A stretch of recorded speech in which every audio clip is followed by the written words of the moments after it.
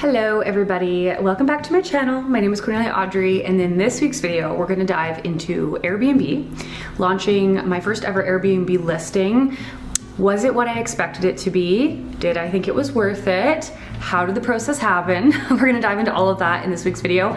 I wanted to do an Airbnb review just because honestly, like, part of this channel is, you know, renovations on our heritage home and trying different business ideas. And Airbnb is a business idea that I have been wanting to do for years, and I finally did it this summer. So I'm excited to share a little bit more with you about the process, you know, the costs associated with it, and whether or not I think you should do it.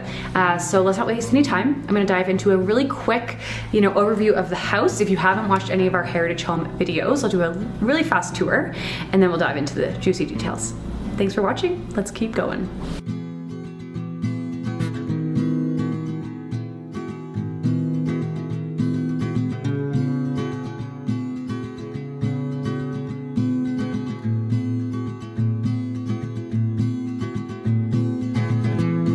All right, so my why. Also, different background this week. I'm filming not at home. I'm cat sitting. Also, my stuff is everywhere because I've had a very busy day and I haven't really cleaned up yet, but the lighting is still good, so we're gonna take advantage of it. So my why. I've been wanting to do Airbnb since I was like 26. When I lived in Ontario, my mom and I were looking to purchase something and build it into a vacation property. But COVID happened, everything shut down. Job security was very up and down at that time, and so it didn't quite happen. And then I ended up moving out west. When I moved out west, I was able to buy property, and lucky enough, this property is in a kind of summer vacation spot. And so I thought, well, if we're not gonna be there all the time, why not make it into an investment property and put it on Airbnb? So the first year and a half that we had the property, we did not put anything on Airbnb. It was a rental. And then when that tenant moved out, we thought, okay, now we can actually focus a little bit more on investment income and rent it out short term. So that's where the process of Airbnb started. And I would say the biggest reason why I've been wanting to do it is, first of all, I'm a traveler. I love going to Airbnbs around the world. I love checking out new accommodation. I love sharing travel tips with people. So I thought it would be a great way to connect with the travel community. And then also you can make some really good money on it. But what I will say is that every district has different rules, and where our property is located in the province of British Columbia, they have installed some new rules as of 2024 about what you can and cannot do with Airbnb, which has made things a little bit more difficult. So I will say, if you're thinking about doing Airbnb, look into your municipality and what they are allowing you to do, because they are starting to crack down on Airbnb a little bit more due to, you know, wanting obviously more rentals for people, which I completely understand. And I think it depends on where your rental is. If you're gonna be in a big city like Vancouver or Toronto, yeah, there are like hundreds, if not thousands of Airbnbs taking up apartments that could be going to people. And then you have a housing crisis shortage. But I also think there are places like small town BC that's on a lake that vacationers go to, and there's just not enough hotel options, and there's not enough housing in general for people. And if you are an owner that wants to be able to use your property, Airbnb is a nice way to still give you that flexibility and allow you to use your property that you pay for. So I kind of see both sides of the coin, and I do think, like, yes, we need more housing, 100%, but I also think there should be some flexibility depending on where your Airbnb is located. So once you've figured out kind of what the rules are in your area, you can make a game plan from there. So for us, our district basically said only certain parts of the town are allowed to, sorry, my light just died. Only certain parts of the town are allowed to have an Airbnb. We were lucky, we were on like the main drag commercialized zone, so we were able to apply for an application. You're only allowed a certain amount of days per calendar year, which does put a bit of a wrench in things. So for us, I think it was 90 days a year you're allowed to run a short-term rental. Other than that, you have to figure out some sort of option. Now that's the town's way of basically stopping people from doing Airbnb. They don't really want you to be doing it. Anyways, we still decided to go ahead and do it because we have other, we rent it out in alternative ways the rest of the year, but we do have 3 months a year that we're allowed to rent it out. So had to, first of all, find out the rules.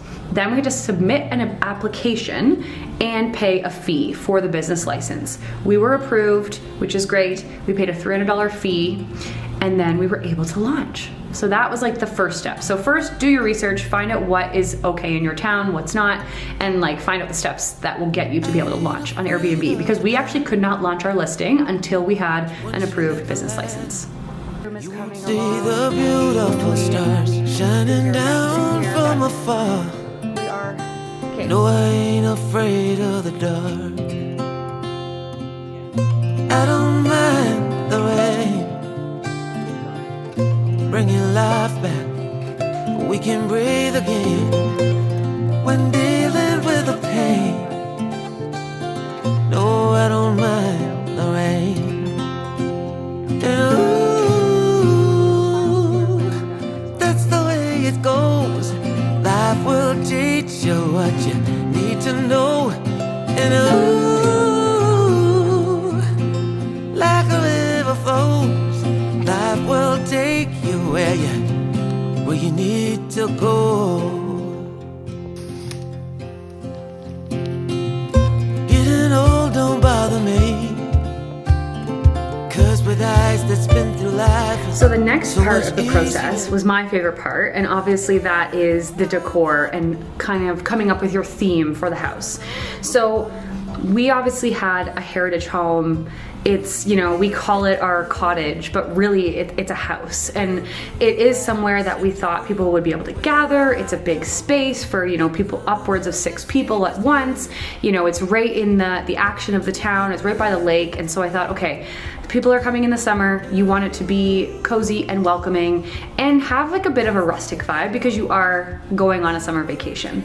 So our whole goal with it was to make it sort of like elevated cabin vibes. I mean, my boyfriend very much calls it a cabin. I call it more of a lake house. So I would say it's a mixture of those two design inspiration. I really believe it's like a modern rustic vibe. And so while we were shopping for furniture, we kept that in mind. And so everything, I mean, financially, we had to buy a lot of things used, which is totally fine. We got a lot of really cool stuff, and I'm really happy with how it came together. So I would say, like, come up with your vibe, and then from there, plan it room by room. You know, pick colors that are gonna match well together. I like to find little unique pieces that are talking points for guests. Now, we have a few pieces in there, like a paddle that everyone really enjoys. We've got some neat artwork that we can talk about with guests, and we've done a few tours of the house, and everyone's like, ooh, I love that, where'd you get that? Or, oh, where's that unique piece from? So I think like finding pieces that are going to be a conversation starter is a great way to just make your place a little bit more unique. Now, obviously, I would like to do more to the house. There's a lot of money that needs to go into that. I would love to redo the bathroom. I want to redo the kitchen. That's going to come in time. But a lot of what we did do was surface level. And I would say if like you only have a limited budget, you could do a lot with decor and painting. So don't get too discouraged if you don't have a huge budget to do big renovations at first. Just come up with a vibe for people. Find the decor that matches that vibe and put your heart into it. And you're going to go far from that. Okay, so now that we've touched on, you know, what rules there are that you need to follow, setting up an account, choosing the decor, that fun stuff, now we can look at kind of the money of starting an Airbnb. Obviously, I mentioned there was the $300 business fee, and of course, there's all of the furniture and paint, depending on what level you're starting from. But I'll kind of do a little bit of a breakdown of like how much it cost to set it all up, and then how much we made in our first couple months of bookings. It's not a lot because we were there a lot this summer, and the whole goal was to just get the house ready in general for us to be able to live in. So I'm not too concerned about the money this first year, but a little bit of extra cash is always welcome. So let's dive into that right now.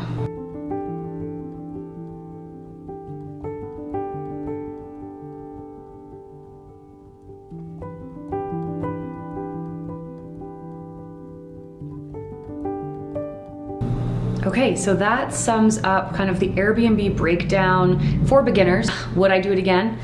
What I liked, what I didn't like, and if you're wondering, will I do it again next year? I would like to. I think, you know, the rental setup we have right now is really great. We'll probably do that for quite a while, and then heading into the summer, when we want to start going, I imagine we'll open it up to Airbnb again, just because why not? If there's like 3 weeks where we're not there, we may as well take advantage of you know, renting it out while we can. But I'll touch base on that more so when we get there. I mean, I think my first year's experience was really positive. We didn't have any bad guests. It was kind of hard to get reviews from people. People don't really like to spend a lot of time, you know, on the computer. I feel like I spend a lot of time on the computer, but a lot of people don't. So that was a bit difficult, but our neighbor told us, like, don't even worry about reviews, just do your best. Everybody I spoke to said they had a great time. They loved it. I heard absolutely no complaints, so that's all that matters. And they all treated the house with respect, and so I'm happy about that. So yes, I would recommend it. I would say if you have a property that you're looking to make a bit of extra income on, it's worth it. But if you could also potentially just rent that property out because you're never gonna be there, I would probably do that first, because there's literally like very little hassle when you just have one tenant. Obviously, when you do Airbnb, you've got to focus in on cleaning, making sure the doors, you know, are open when the guest comes. Like, there's a lot more logistics involved. So we're really lucky we have kind of a property manager who handles a lot of that for us. But if you don't, it's just some questions to answer for yourself to find out if it's worth it, because it is like another mini side hustle. Another business to run. So kind of weigh the pros and cons for yourself. Is it worth it? Do you have the time? And go from there. So yeah, thanks for watching this week's video. I know it was a little bit different, focusing on, you know, Airbnb. I've never really talked about that before, but as I share my journey as an entrepreneur, I like to tell you guys what I've done, what I like, what I don't like, and the different businesses that I am investigating. So thanks for watching, and we'll see you again next week. Bye.